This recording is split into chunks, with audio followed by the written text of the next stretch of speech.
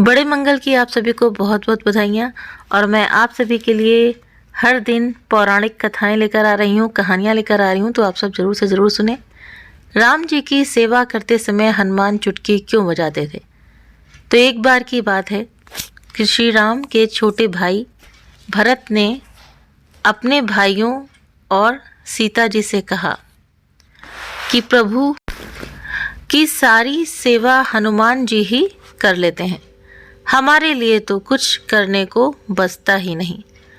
तो व्यापक विमर्श के बाद यह तय किया गया कि प्रभु सेवा की एक तालिका यानी कि सूची बनाई जाए, जिसमें तीनों भाइयों और सीता जी द्वारा कब कौन सी सेवा की जाए ये निर्धारित हो। तालिका बना ली गई, जिसमें हनुमान जी का पत्ता साफ था। सीता जी ने इस तालिका पर श्री राम का अनुमोदन ले लिया और श्री राम के कौतुक से ही इस पर अपनी सहमति दे दी। हनुमान जी ने सेवा तालिका देखी तो बोले कि इसमें मेरा तो नाम ही नहीं है।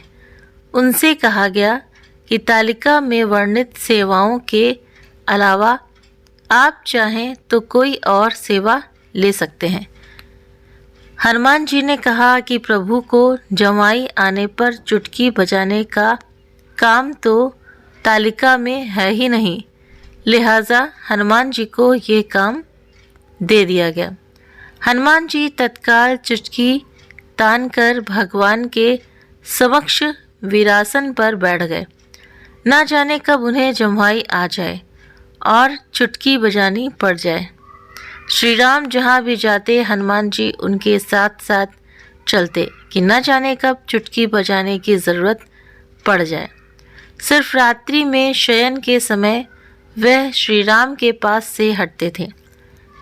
इस दौरान भी वो शयन कक्ष के पास एक ऊंचे छज्जे पर बैठकर प्रभु का नाम लेते हुए चुटकी बजाने लगे।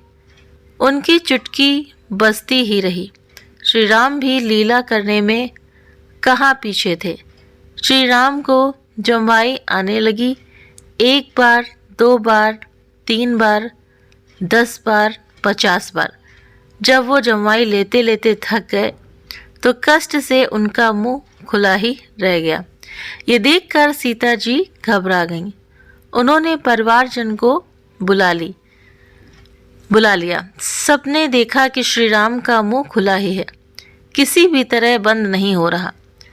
चिकित्सक आए, दवाएं दी गईं, लेकिन कोई लाभ नहीं।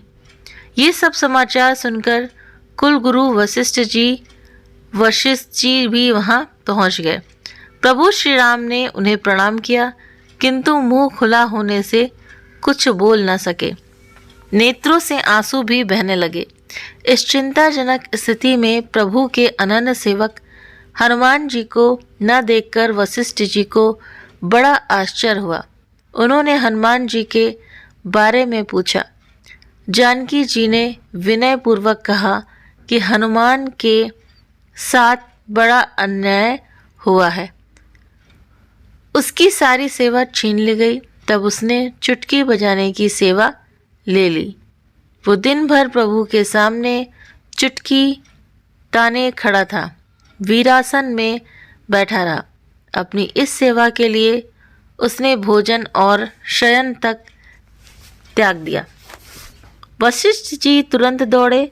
उन्होंने देखा कि प्रभु के शयनागार के सामने ऊंचे छज्जे पर हनुमान जी ध्यान में मग्न उनका नाम कीर्तन कर रहे हैं और उनके दाहिने हाथ से निरंतर चुटकी बजती जा रही है। वशिष्ठ ने उन्हें पकड़कर हिलाया तो हनुमान जी के नेत्र खुले।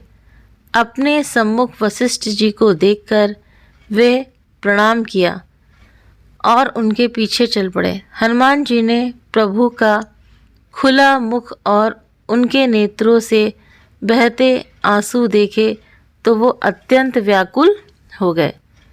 बजरंगबली के नेत्र भी भर आए। चिंता के कारण उनकी चुटकी बेबंद हो गई और चुटकी बंद होते ही प्रभु का मुंह भी बंद हो गया।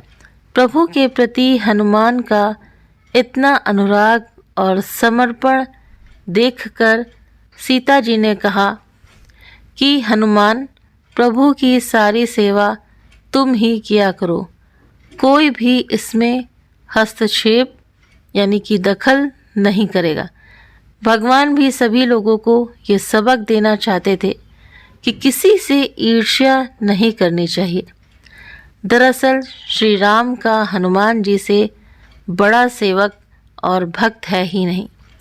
वे दोनों एक तरह से दो तन और एक ही जान थे।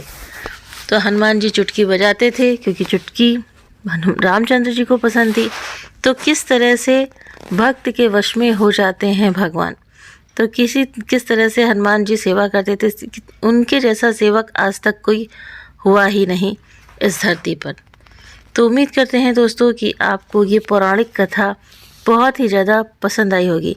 अगर वीडियो पसंद आया हो तो वीडियो को लाइक करें और इस कहानी को ज़्यादा से ज़्यादा शेयर करें ताकि सभी सुन सके इस पौराणिक कथा को। और मैं रोज़ आप सभी के लिए पौराणिक कथाएं लेकर आ रही हूँ, तो सुनना ना भूलें। चैनल पर पहली बार है तो सब्सक्राइब करिए, वीडियो को लाइक करिए। और इस कहानी के बारे में आप सभी की क्या राय है तो प्लीज़ आप मुझे कमेंट करना ना भूलें। आप सभी के सहयोग के लिए आप सबका बहुत बहुत धन्यवाद।